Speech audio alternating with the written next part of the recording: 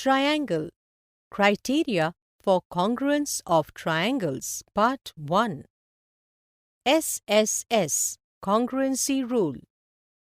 If three sides of a triangle are equal to the corresponding sides of the other triangle, then both triangles are congruent.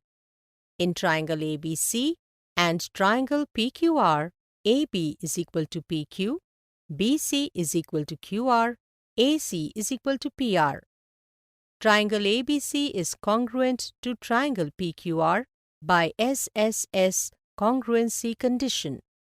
RHS congruency rule. RHS is used for right angle hypotenuse side.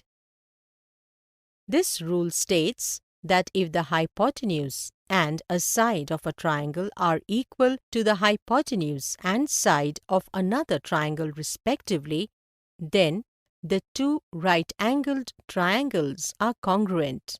In triangle ABC and triangle PQR, angle B is equal to angle C. Both are right angle. AC is equal to PR. Hypotenuse is equal. AB is equal to PQ. Both are equal. By RHS rule, triangle ABC is congruent to triangle PQR.